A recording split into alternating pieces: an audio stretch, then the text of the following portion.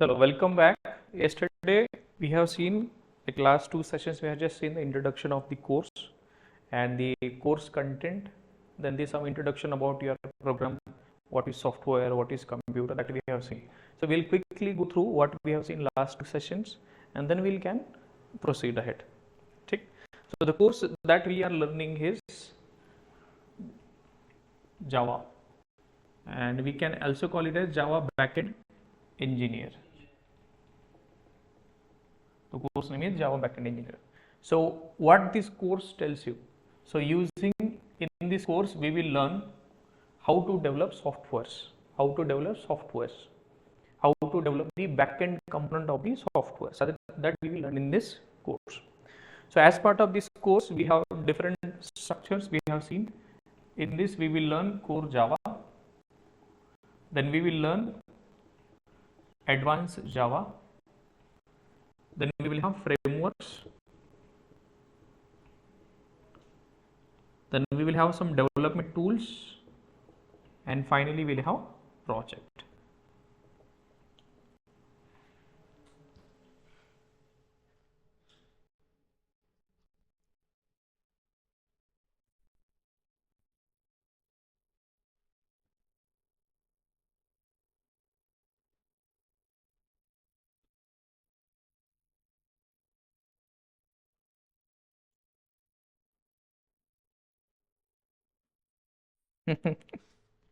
ठीक है, no problem.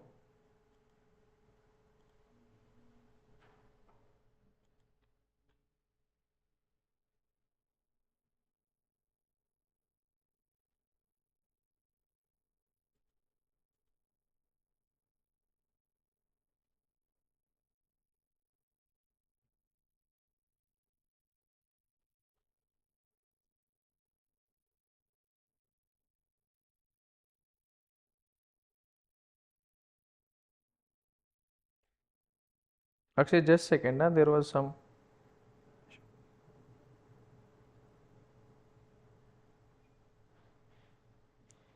Just 2 minutes, Akshay. Just there was reconnect.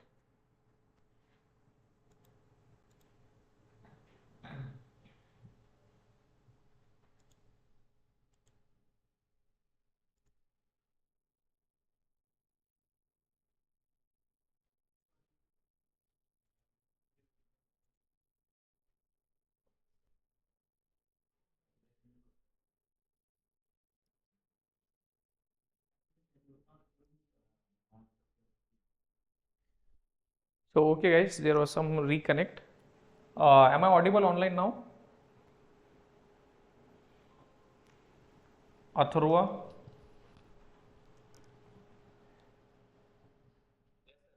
Okay, perfect. So we started that the course contains these are the 5 components: core Java, advanced, frameworks, tools, and project. So as part of advanced Java, we'll have JDBC, Servlet, JSP. In the frameworks, we will learn Hibernate and Spring.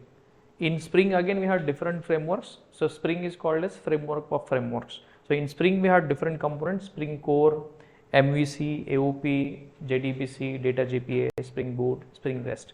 So all these things we'll cover as part of frameworks. And the tools part, we will learn different development tools such as Maven, Git, JUnit, Mockito, and so on. So there are some other tools also that we will cover as part of tools. And finally, we'll have a project. So this is the structure. Then we started with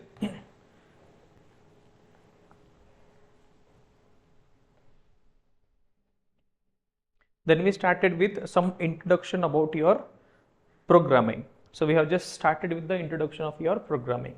So before we talk about anything, we know that what is the word computer meaning.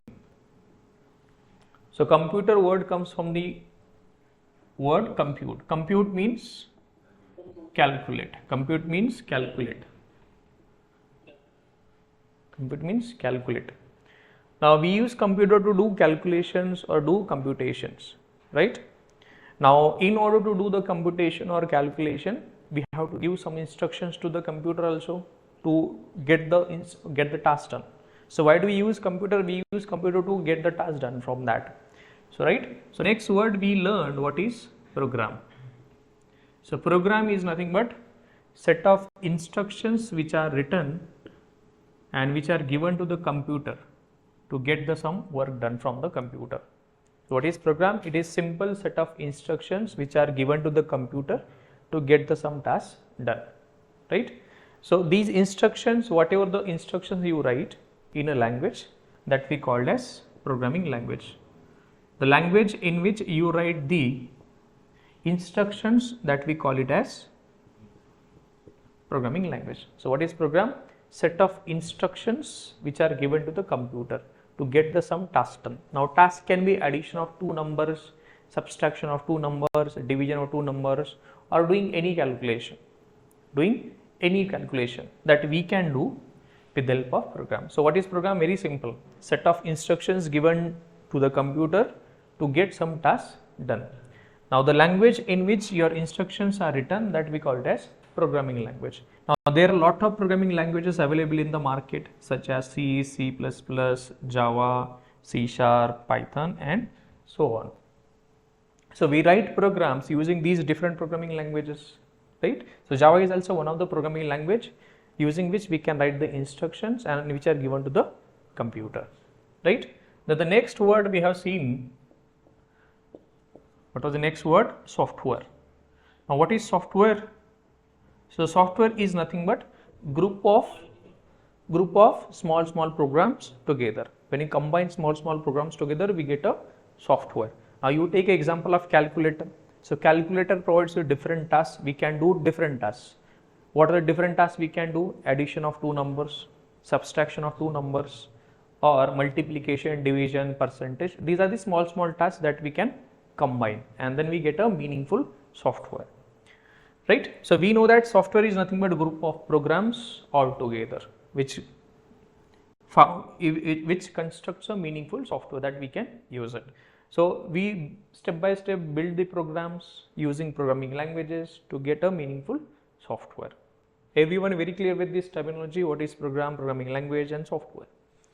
Okay. Now the computer, we know that it is an electronic device. It is a electronic device which understands only two things, either presence of current or absence of current.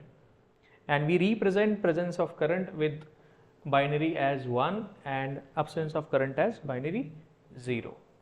So computer understands this language since it is an electronic device which understands the language of current. So that's why it understands only 1 and 0.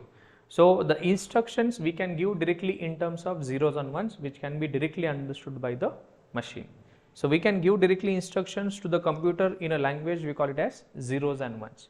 So earlier there was a programming language that was binary programming language. Binary, or that is also called as machine language, or that is also called as low level programming language. Low level programming language. So we were writing the instructions in terms of zeros and ones initially when the programming started. So that time programming means, what do you mean by programming? Writing instructions and giving that instructions to the computer. That is nothing but your programming. Now earlier people used to do the programming or coding or writing instructions in binary language. So binary language is also called as low level language or also called as machine level language. So why it is called as machine level? Because the instructions are written in plain zeros and ones which are directly understood by the computer.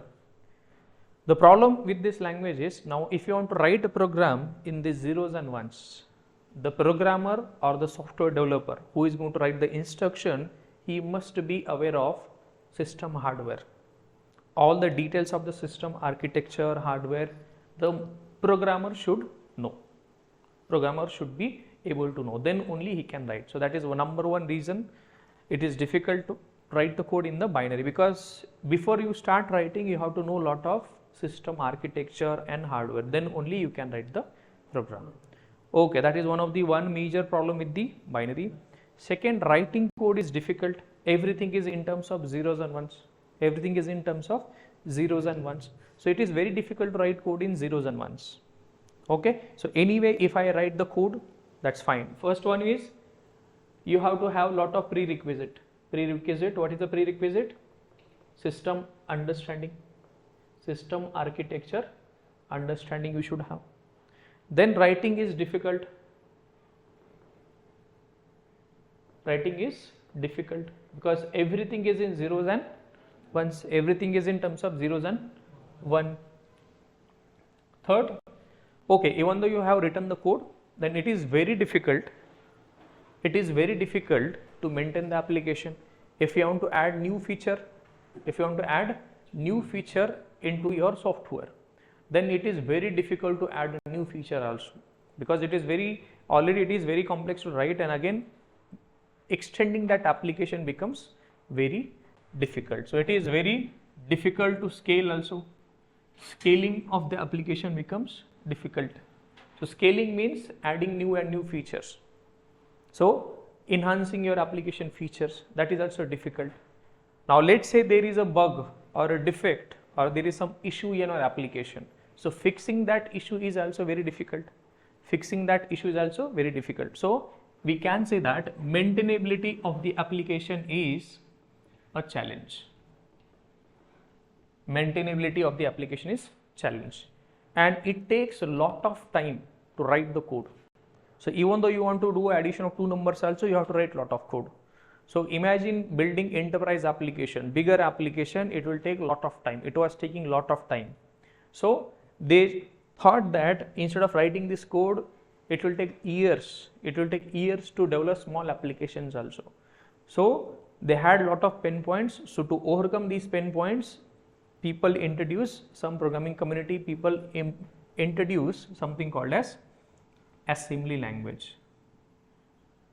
They introduce something called as assembly language.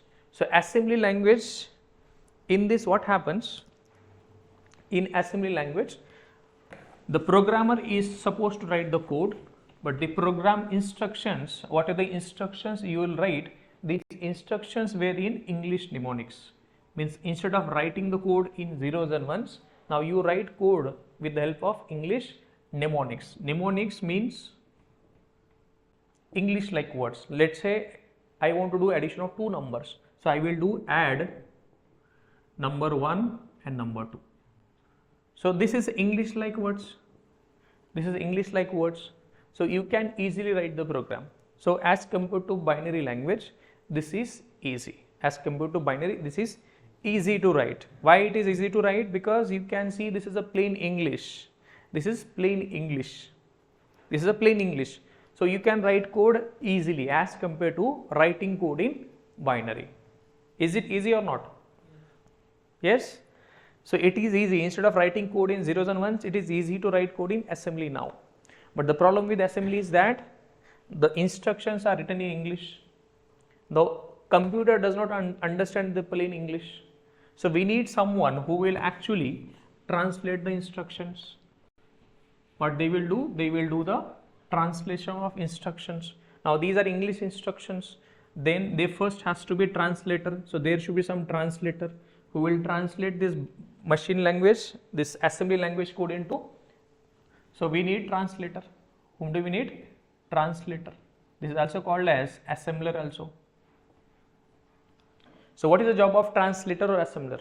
So whatever the instructions you have written, take this as an input and convert that into binary or machine. Now these instructions are directly understood by the machine. Right? Now this is easy as compared to binary. Yes, it is easy. But still there were a couple of problems with this. Number one reason, it is slower as compared to binary.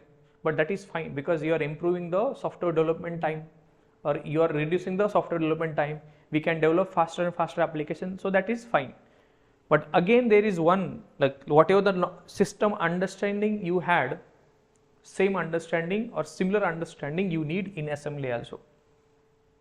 In simple layman term, if I want to tell you that, if you want to write code in assembly, so you need to have some prerequisite. Prerequisite means if you want to write code, you should know the system understanding or hardware understanding. Then only you can write the code. So system understanding is still, you need to have system, hardware and architecture. This knowledge you still need. if you want to write code in assembly. What is the problem? Can someone tell me what is the problem we are facing here? Problem is, if you want to write the code, again you have to understand the system architecture, that is hardware as well as entire architecture. Then only you can write the code in the assembly, right?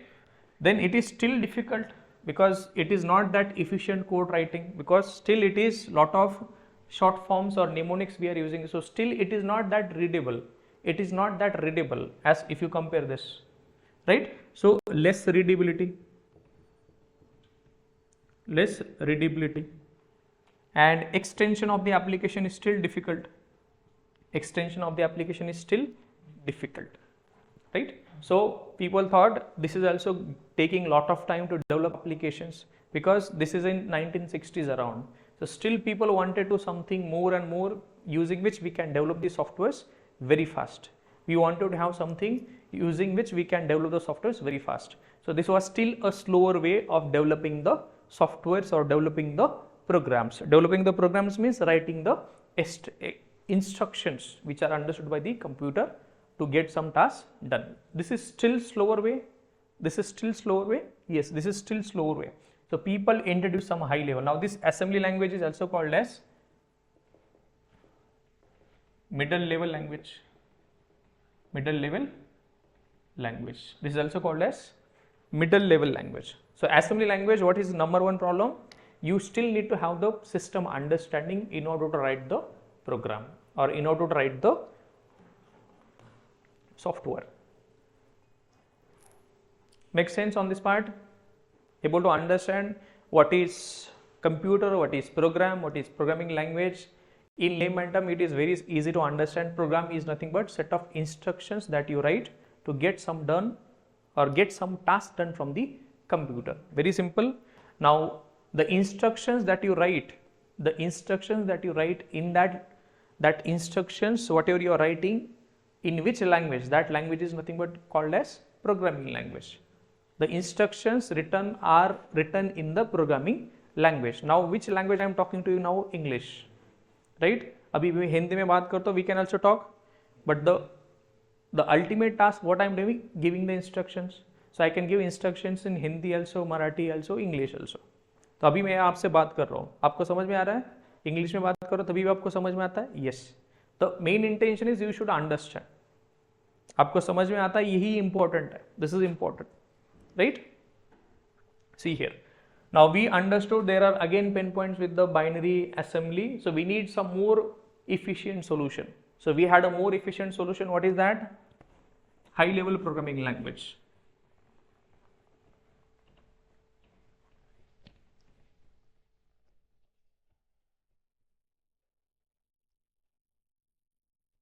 So there were some couple of problems. So we had lot of high level programming languages developed. So can someone tell me what are the examples of high level programming languages?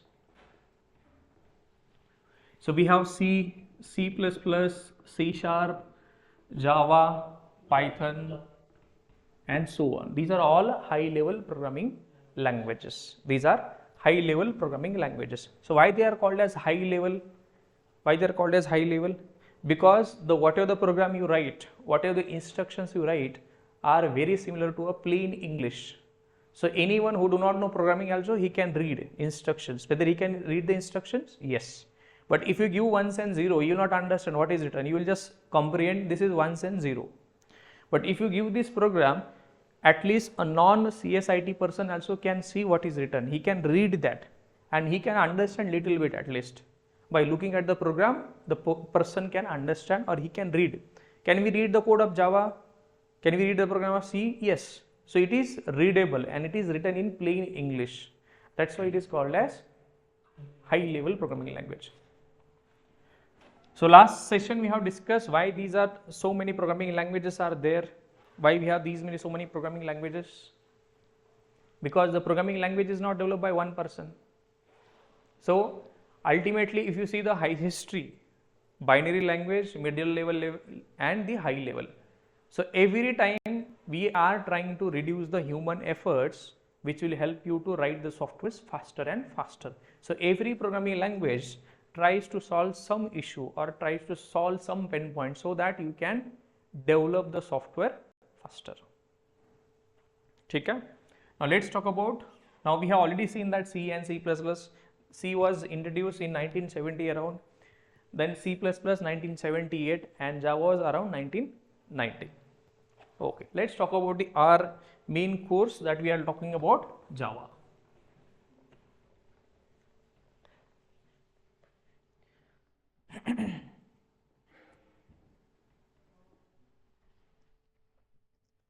Yes, can someone tell me 2 words about Java?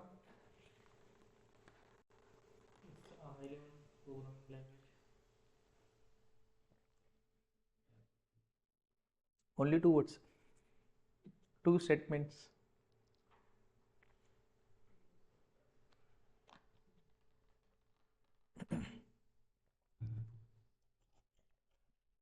Yes, Atharva, can you tell us what is Java? Or Rahul, can you tell us what is Java? Yes. Perfect, perfect. So it is a high level programming language. It is a high level programming language. So you already know this word programming language or a program. So it is a programming language. What is the use of programming language? So using programming language, what we do? We write programs. We write programs. Now what do you mean by programs? Program is nothing but set of instructions which we are given to the computer. So programming language is nothing but a language in which we write the instructions which we have to give it to the computer to get some task done. So using this Java, what we can do? We can develop. What we can do? We can develop. Yes, we can develop softwares. So to develop softwares, we need to first of all develop programs. Now when you develop multiple programs, we get a software. Perfect.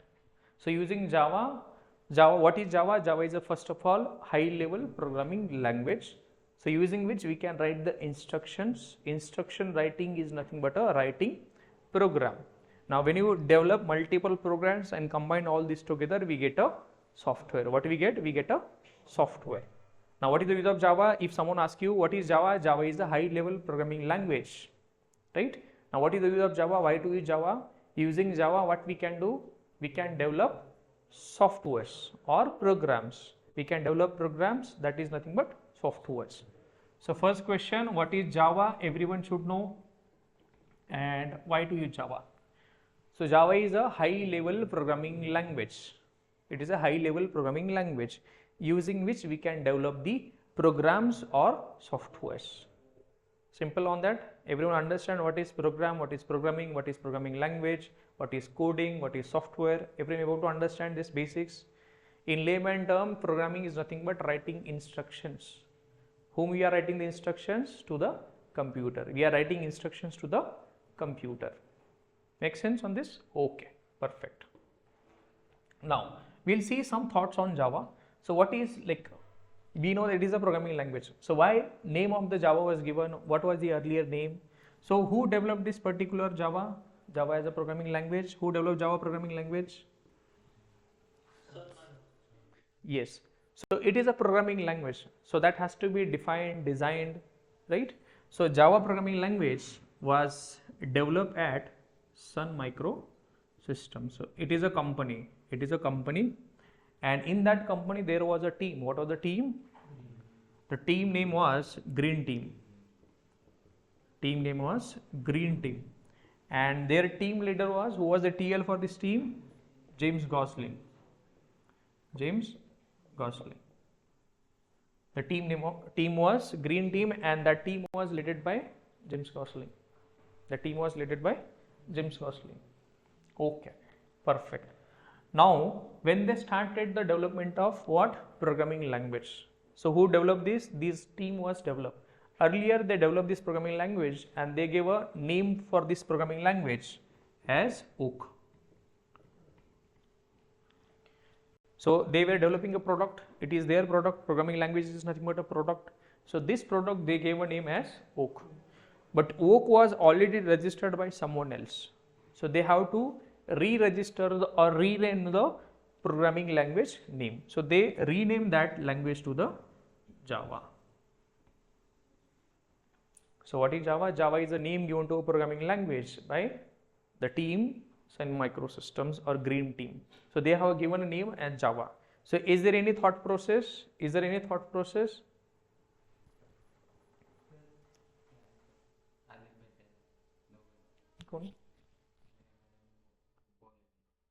Just a second. Just a minute. I'll be back.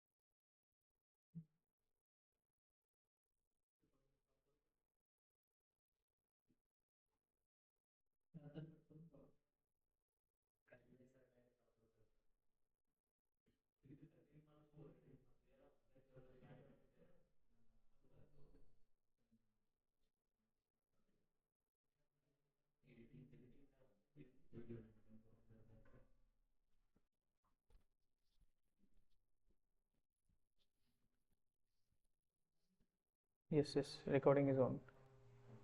Sorry guys, there was some confusion. ठीक है, इसको बाद में edit मारेंगे. चलो कहाँ तक आए थे? Sun Microsystems, right? So Sun Microsystem is a company, not was a, is a company that is now acquired by whom? Oracle. Online audible, right? I'm.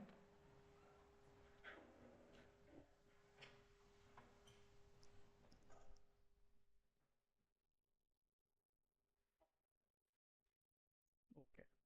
So Sun Microsystem is a company which is now acquired by Oracle, and at Sun Microsystem there is a team. There was a team called as Green Team, and that team was led by James Gosling. Now James Gosling was working on this development of programming language, and they initially gave a name as Ook. Now this was already registered by someone else, so they renamed this to Java. Is there any long form, full form? There is nothing as such for Java. So just Java is just a type of a coffee. It is a coffee type which is found in the jungles of Indonesia. So there is nothing fancy about Java. Just they gave a name. There is nothing full form, short form. So don't try to like infer J for James Gosling, James Bond. Don't do that. Check. So we understood that using Java we can develop the softwares, and the Java was developed by Sun Microsystem, that is now Oracle, and team was Green Team, that is led by James Gosling. Initially they had name as Oak and renamed to Java. Okay, perfect. Now, whenever someone starts development of any software or any product, so they have some checklist or agenda or some goal they had. So every product or whatever the product you do, whatever the task you take, so you will have some agenda in place of you. So you will, now whatever the task you want to do, you will have some checklist. This is what I have to achieve. Now they started working on this programming language. They started development of programming language. So they had some agenda, you can think of agenda, goal. So they wanted to achieve after doing the work necessary. So they had agenda. What was the agenda? So if you carefully see, Java was introduced late around 1990s. 1990s Java was released or it was introduced. So that time lot of electronic consumer devices were in the market, and every device need to be programmed, such as TV, set-top boxes, washing machine, fridge. So every device wanted to have a programming. So that time there was no solution that if you write a program once and that program will run on all the machines. So there was no such mechanism that time. So every machine need to have different set of programs. So that was the problem these guys were trying. What was the problem? Every machine needed different set of programs. So you cannot run the program, same program on all the machines. So you will write program once and you need to have different versions also. So Java started with one single thought in mind. What was that? So they wanted to write program only once. They wanted to write program only once and run that program anywhere. Anywhere means any machine. So this was the first agenda they had. What is the first thing? So they wanted to program these devices so that they will write the program only once and that should run on all the machines or anywhere. That was their first agenda or a goal they had. Perfect. Then there were some couple of other goals or also metrics they had. Now whatever the program you will write, when you combine multiple programs, we get a software. Now this software, what do we do with this software? We will run that, the software, whatever the software we develop, that software we are going to run on machine, some hardware we are going to run that. So once you run that, it should take less amount of space. So if you take, we need to have a execution memory also, such as RAM. So we need to be working with very minimal amount of that execution memory. So they wanted to have a software such that if they develop using Java, that should take very minimal amount of memory space or a less memory space should need. Now you take example of PUBG. PUBG will not install on, it will not work on all the devices. Why? The size is very big. Now let's say PUBG from tomorrow it comes with 100 GB. How many people will use that? Hardly 1 or 2. So if the memory space required is too much, your software will not be used by a lot of people. If that is very heavy, if it is very slow. So first of all, they wanted to software which will take very less amount of memory space. So they wanted to develop a software programming language using which if you develop a software that will need less memory space. That will need less memory space. Perfect. Now you take example of TV remote. Now if I press now, if it is responding me after let's say 2 hours, are you going to use that TV remote? No, right? So the response time should be immediate. The moment I press the button, it should change the channel. So when that is possible, when the execution time is less. It takes less time to execute, means it will take less time to respond also. So it should take less execution time. Then now if I use that TV remote and I have a software installed on that, let's say Java developed software is on that. Now if I press the button and if the battery is drained completely within 2-3 channels, if I change channel twice or thrice, and if my battery cells are drained completely, what will happen? So you will not use that. You will not use that. So there was a need that the software will need minimal amount of power also. So we wanted to have something which will take less power consumption. Less power consumption, less power consumption, right? Now just take an example. Now let's say we have a ceiling fan. Now if it is running only for 1 hour and other fan is running for 24 hours, so which will take more power? Other one, right? Which will need other fan, ceiling fan will need less or more power. It will take more power. More power means more electricity bill, right? So all of these, now if I run this only for 30 minutes, so it will take less memory, less everything, it will take less. So similarly, if you are developing the software using Java, the software developed will take less memory space, it will take less time, and it will take less power also. So this was their agenda. This is one of the reason. So this Aura, we also call it as platform independency. So we'll talk about this in detail. So they had this much. Aura means you will write the program only once, and that program you can run on anywhere, provided there is some JVM installed on that. So we'll talk about JVM, JRE, what is that? But your program should run anywhere.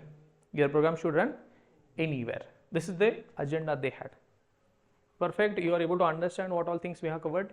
We understood what is Java. Java is a high level programming language. What is programming language? It is a language which is used to write programs. What is program? Set of instructions which are given to the computer, right? Now computer directly understands this language, binary, zeros and ones. So since we are writing, what is Java? Java is a high level programming language. It is a high level programming language. So we need to have some translator which will translate your high level programming language into low level. So we'll need some translator. We also call it as compilers as well as interpreters. We'll look into that. But in short, we need translators who will translate your high level program into low level. So we'll talk about the translators later on, but we'll just see this. Okay, clear on this? What is Java? Why do we use Java? Who developed Java? When Java was developed? When Java was developed? Around 1990. So clearly around 1996, first version of Java was released around 96. That was the time. Now what is the current version of Java? Current version of Java is Java 20, which is released on 21st March 23. So Java people, now Oracle team has decided they will do 2 releases each year, one in March, one in September. So 21, Java 21 will come in September 23. So every year from last like 4 to 5 years, they have started this.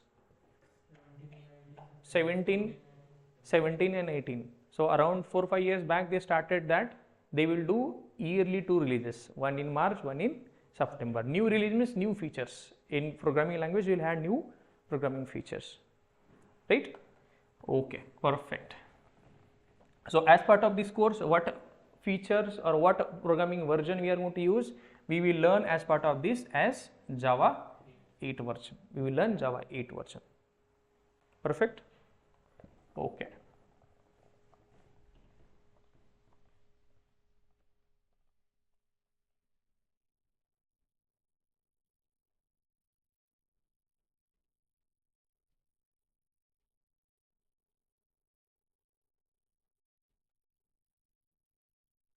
Okay, perfect.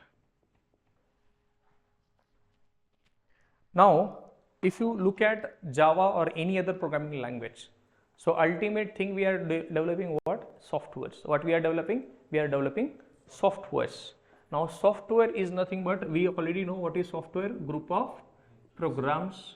Program is nothing but set of instructions. So software is nothing but a group of instructions which are given to the computer.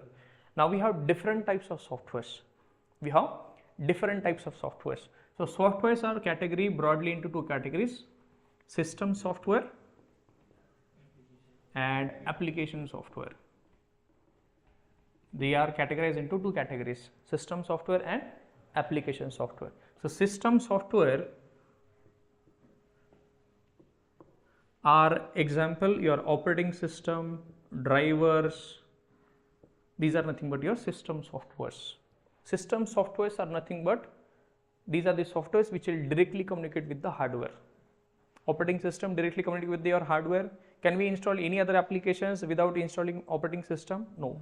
So first of all, on this hardware we install the operating system and then we install other applications. So operating systems such as Linux, Windows, Mac, there are a lot many. So these operating systems are nothing but your which type of software? System software. Now we have different drivers also. So these drivers are also kind of a system software. Okay. Now mostly system softwares we develop with the help of C, C++, we develop. Most of the system softwares we will see develop inside the C and C++. So system softwares are mostly developed with the help of C and C++. So what is the reason they are developed in the system software? We will look into that later. But at high level, system softwares are developed with the help of C and C++. Mostly game development also happens with the help of C++. Then application softwares means these applications, the softwares which are used by the end user like us.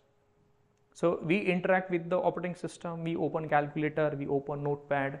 So we are the end user, So the applications which are used by the end user like us, we can think of application. So they provide application to us. So they are helping us.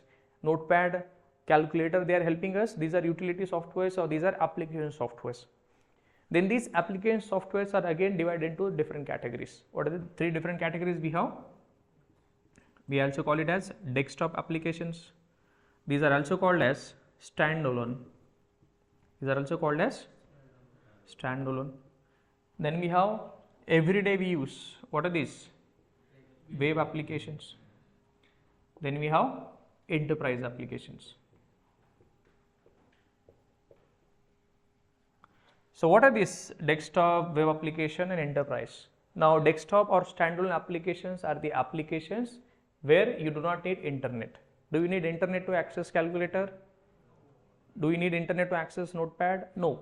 So we don't need internet. So these applications such as notepad, calculator, these are running on a single machine, local machine. They do not need internet to access, or calculator we can also say. So these are access without the internet and these are running on a single machine. These are running on a single local machine. So we do not need internet to access. Such applications are called as desktop or standalone applications. Standalone means they do not need internet. That's why they are called as standalone. Now web application, and there is another term called as website. So website is different and web application is different. So web application means it is also application just like this application, but the application is running on a remote machine. This desktop application is running on a local machine. Now this web application is running on a remote machine or a server machine. Now that server machine can be accessed over the internet. Now if you want to use this application, first of all you have to connect to the server and then can access the application. So what are application? Web application? Applications which are running on a server machine or remote machine. So to access web applications we need internet. Now what is the benefit? What is the benefit of desktop application? We don't need internet. Without internet also we can work. What is the disadvantage of desktop application?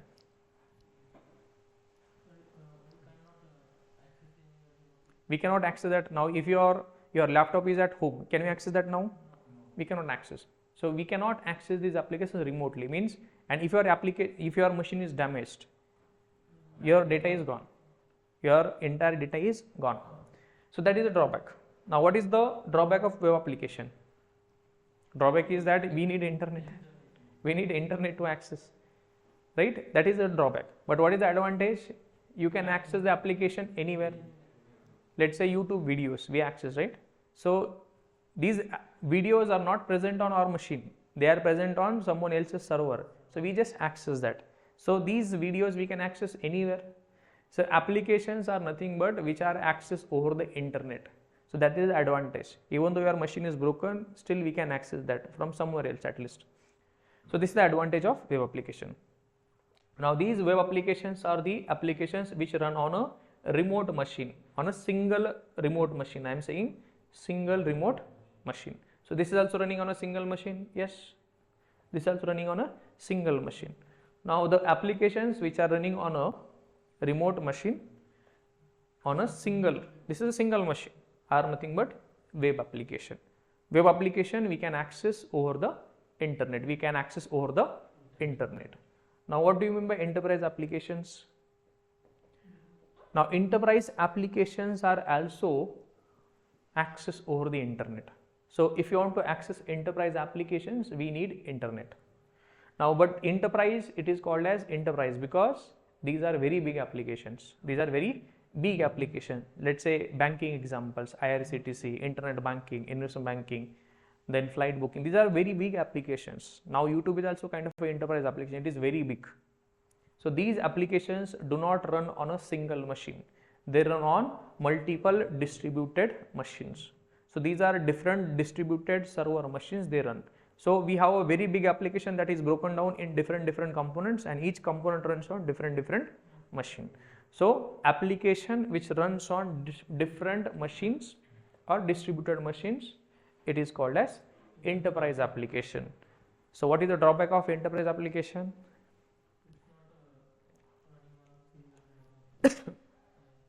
One drawback is we need internet. Second, it is running on multiple machines, so maintaining that application is difficult. Yes, what else?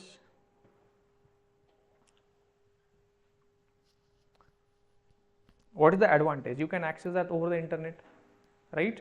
And we can divide the load on different machines, so we can scale. We can do the horizontal scaling of the application also, right? So enterprise applications. So application software overall, just once again, just go back. So we have two high level categories, system software and application software. So application softwares are used by end users.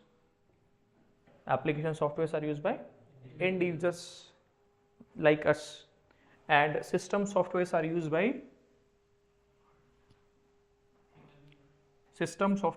mostly interacting with whom? Your hardware. They are interacting with the hardware. Example, your operating system, drivers, these are actually examples of system softwares. These are developed with the help of C, C++ mostly. Application softwares, these are the applications which are used by the end users like us. Now these applications are again divided into three parts. So what are the three parts we have?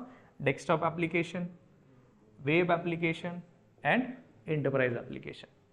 Desktop application means these applications did not need internet. They can be accessed without internet, and they are running on a single machine, single local machine. What about web application? These are the applications which are running on a remote server machine, and if you want to access them, we need internet. What do we need? We need a internet connection. We need an active internet connection to access them.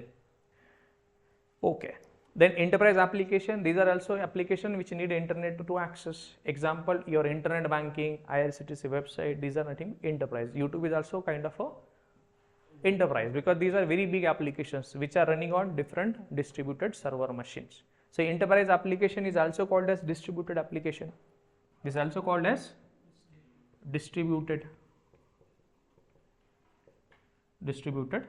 applications. These are also called as distributed.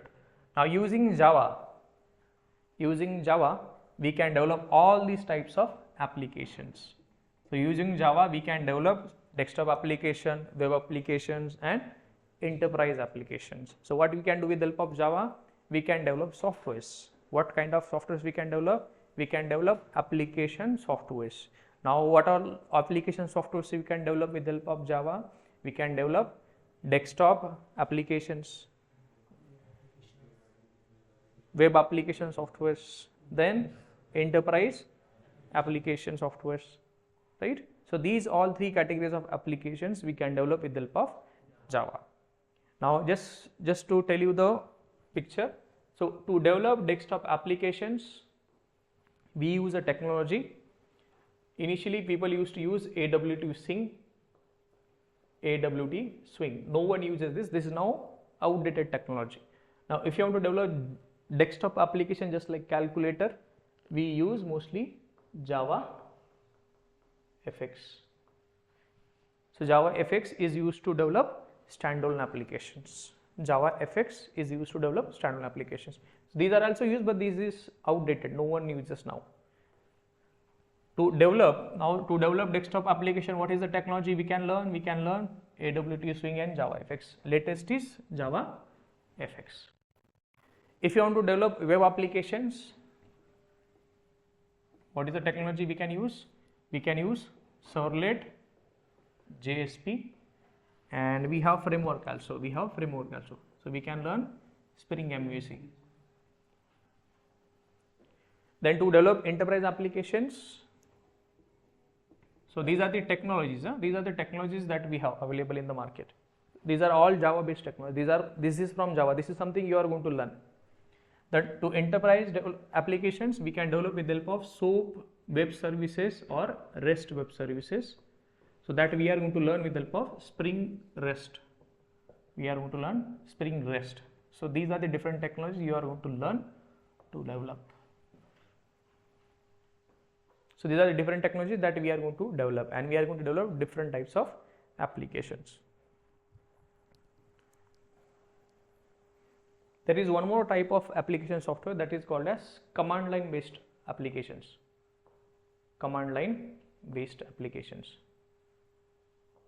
So these are also standalone applications, but they are based on command line, CLI base. So what is the application we are developing right now? What type of application we are developing? Command line based.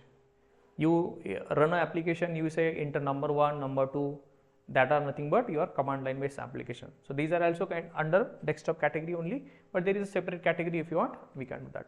So that also can be done with the help of Java. This is also without internet.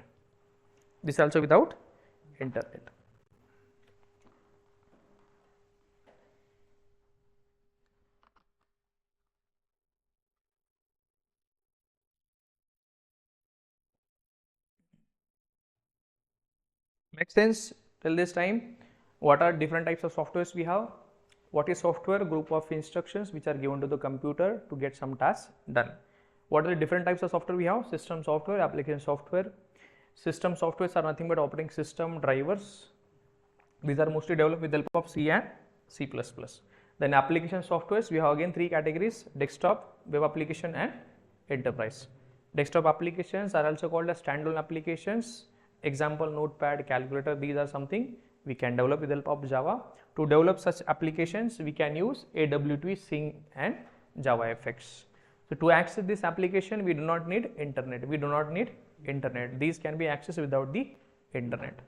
Web application, these are the applications which are running on a remote server machine. To develop such applications, we use Servlet, JSP, Spring MVC. These are the technologies that we are going to learn. Then enterprise applications or distributed applications, these are also internet based applications. These are running on different remote distributed servers. They are running on multiple remote machines. So if you want to access this, we can access with the help of internet. So to develop enterprise application, we can use web services that are SOAP or REST, and in our course we are going to learn Spring REST. Clear on this part?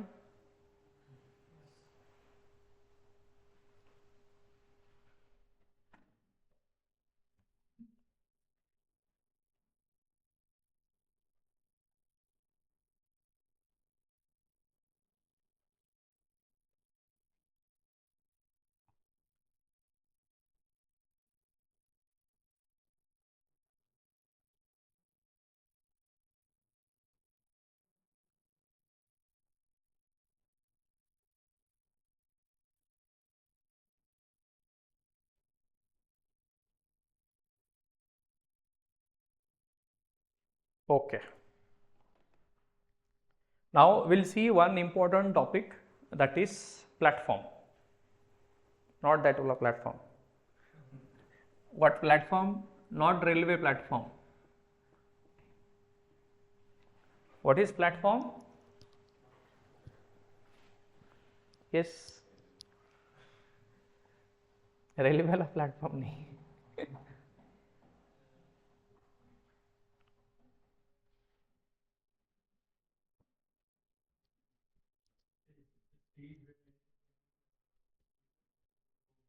Yes, you are absolutely correct. So platform is, now I will tell you, operating system is a platform. Operating system is a platform. So we say Windows platform, iOS platform, Android platform. So platform, you can think of operating system. Now this hardware is also a platform. This laptop hardware is also a platform. So why it is called as platform? Now you tell me, if I want to install any application, can I install that without installing the operating system? Let's say you want to install VLC media player. So what is first required? Operating system. Then only we can install VLC media player. But where can we install the operating system? On any device? So there has to be particular device hardware, right? So installing method means we are running that application. We are running the application, right? If you are installing means once we install and then we run. So we need something to run. We need operating system to run other applications. Yes or no? So platform is anything which lets you run other softwares. What is platform? It gives environment. It is an environment which lets you run other application.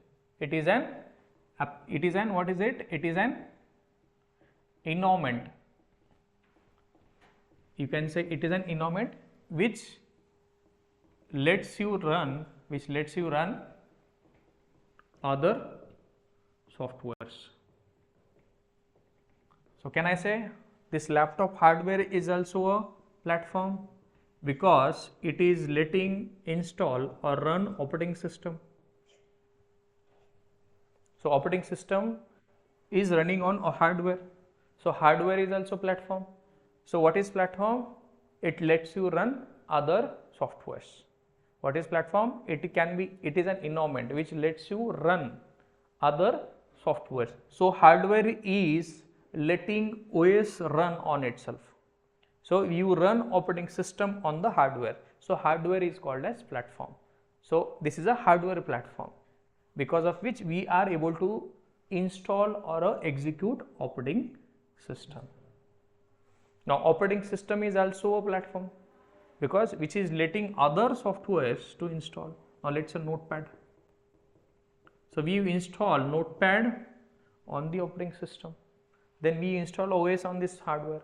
So OS lets you run Notepad, hardware lets you run OS. So what is platform? So can I say OS is a platform? OS helps you run other applications. Operating system lets you run other applications. So what is platform? Anything which lets you run the application or a software. What is environment? Anything which lets you run other applications. So can you tell me what is platform? Platform is anything which lets you run other applications. Now let's say if I tell you that I have a software.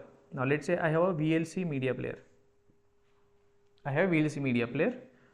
Now I need exe file. For Windows machine. And I need .bin file for Linux machine.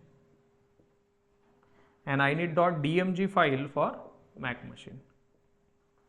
Right? So vlc.exe, vlc.bin, vlc.dmg. So I need different, what are these? Exe stands for executable. So I have these different files that are on different machines. So these are the different softwares. So I am running on these different operating systems. So vlc.exe I install on Windows, vlc.bin I install on the Linux, vlc.dmg I run on Mac machine. So what is platform? Platform is nothing but a environment which lets you run other applications. So can you tell me some examples of platforms, software platforms? Operating system, Windows is a platform, iOS is a platform, Android is a platform, then Linux is a platform, Mac OS is also platform. So these operating systems are also called as platform. Now, can you tell me what is platform dependency? Platform dependency for operating systems. What is platform dependency and platform independency?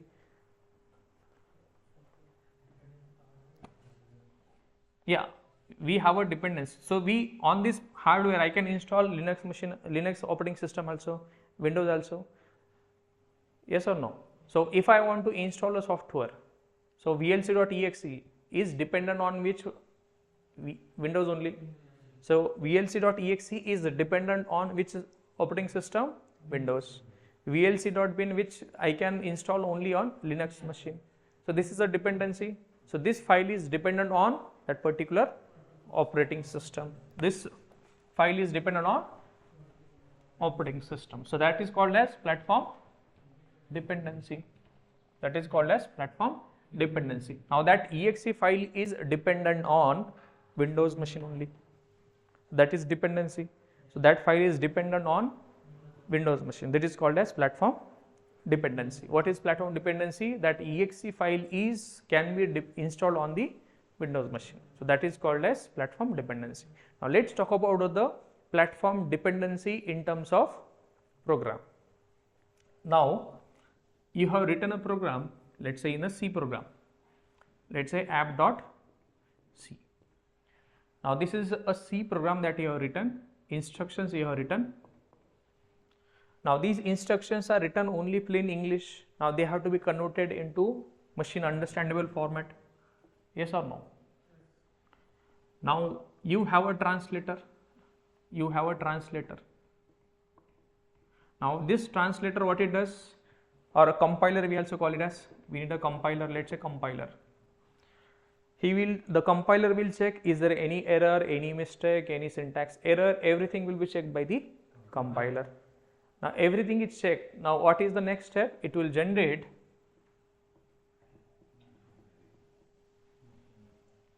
zeros and ones which are understood by this machine. Now on this machine we will have Windows machine. Let's say this is Windows installed on this, right? Now this compiler, now this is the entire Windows machine. So this compiler is also software. Compiler is also software that is running on Windows machine. Now this C program is compiled by Windows compiler. Then this Windows compiler will generate zeros and ones. These zeros and ones are nothing binary code which is only understood by Windows. What I am saying? This output, whatever it is generated, this can be run only on Windows machine. So can I say C program is platform dependent? So what is the program you have written? This program is compiled on this machine. So same program can I run on Linux machine? Can I run this on Linux machine? Now this is a Linux machine. I have Mac machine. So these zeros and ones, can I run on this Linux? No. So this generated binary code can be run only on Windows machine. So these zeros and ones cannot be run on Linux or Mac or any other machine. So can I say this program which is compiled, it is called as platform dependent? It is dependent on Windows only. What is the program? You see this program I have compiled on Windows machine. I have compiled, this is a Windows machine. Which machine I have? Windows machine. Now this Windows machine compiler generates zeros and ones which are only understood by Windows. Now that zeros and ones, can I run that on Linux or Mac or other machines? No, I cannot run that on other machine. So can I say C programming is a platform dependent programming language? Can I say that? Yes, C++ is also same. So how C and C++ are platform dependent? How they are platform dependent? So C are platform dependent programming languages. They are platform dependent programming languages. How they are platform dependent? Because the C program which is compiled on one machine, let's say it is compiled on Windows machine, it will generate the zeros and ones which are understood only by Windows machine. The zeros and ones which will be understood only by Windows machine, not other machine. It will be installed, it will be running on only Windows machine, not other machine. Make sense? So the question is, how come C and C++ are platform dependent programming languages? So can someone try to answer? Yes, can you try?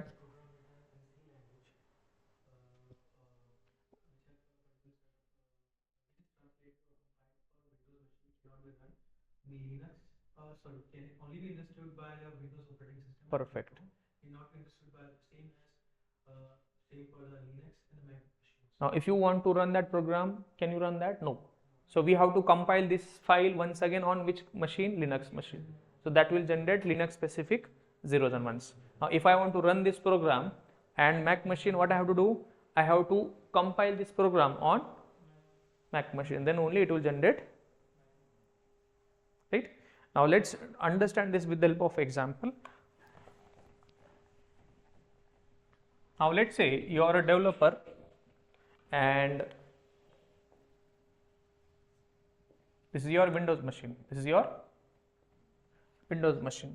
On this machine you develop C programs. Let's say C programs. Okay, perfect. Now on this machine,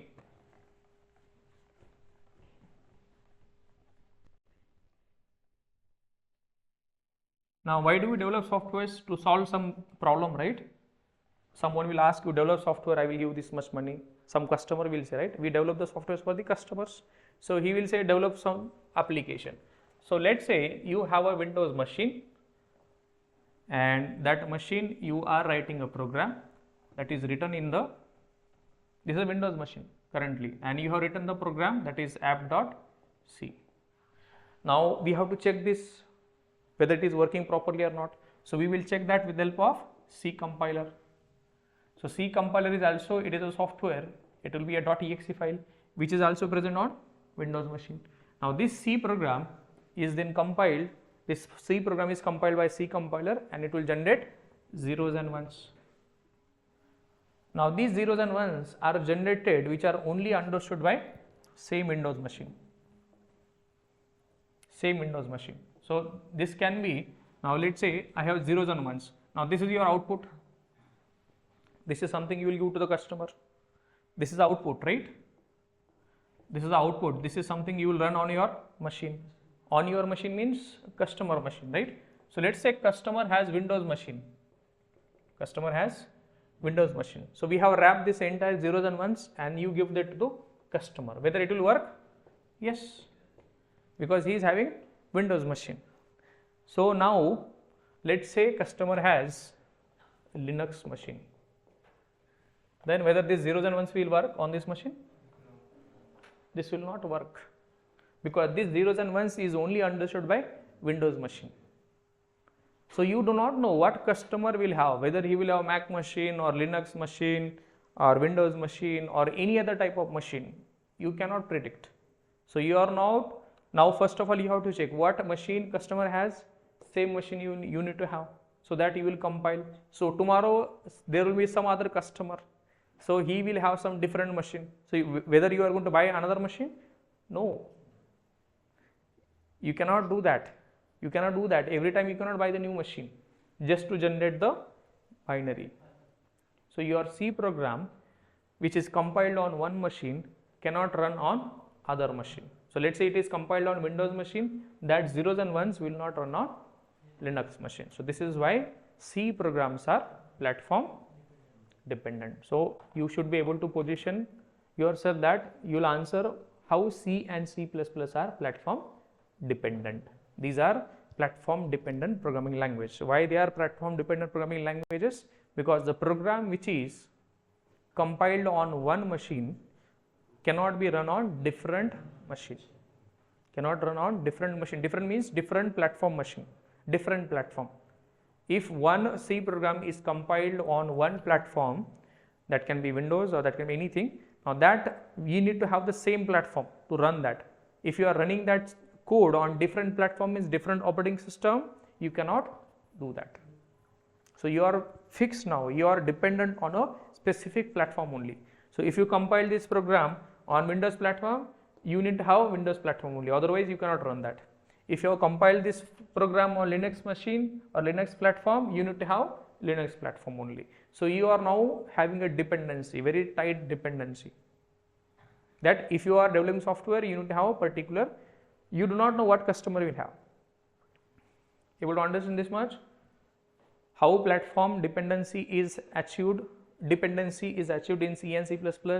C and C++ are platform dependent. What do you mean by dependent? The program which is compiled on one platform cannot run on other platform. What is platform? Platform is nothing but environment which lets you run other applications.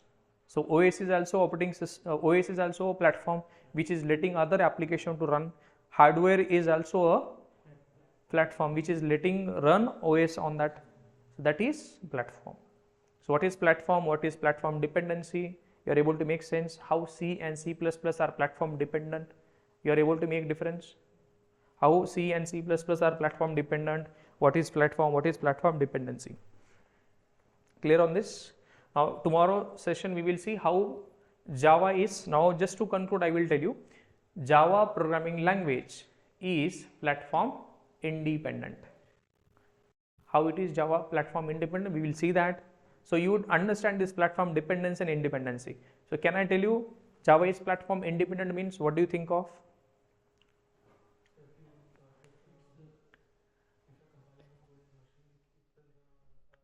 So the Java compiled code on one platform can run on anywhere,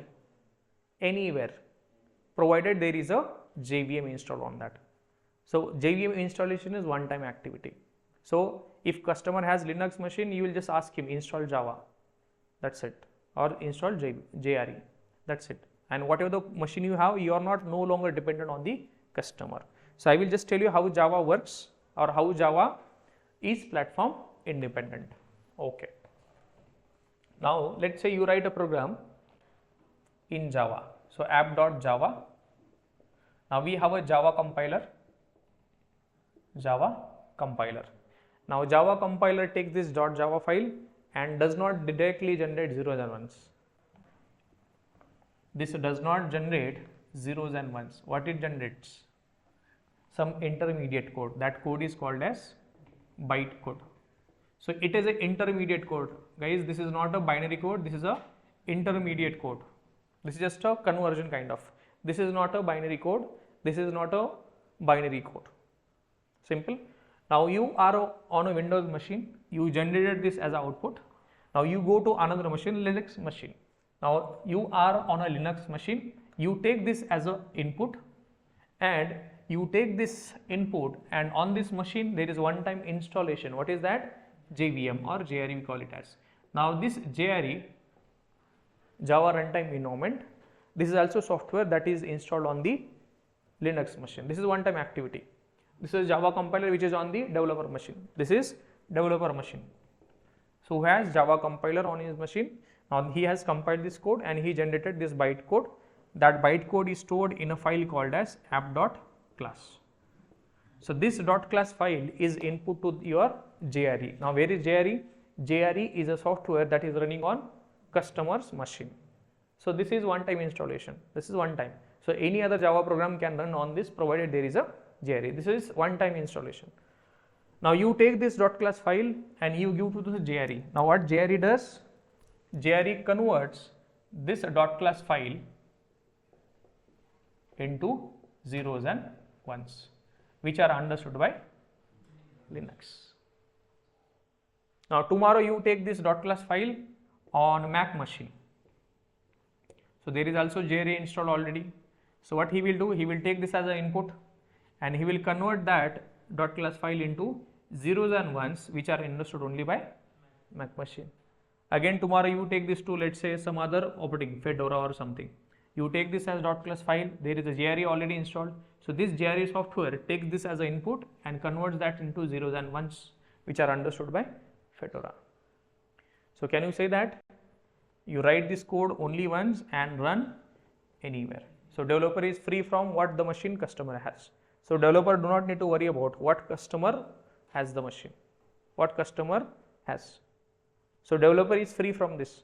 This is how Java is platform independent. So this Java output file you can run on anywhere provided there is JRE, JRE, JRE.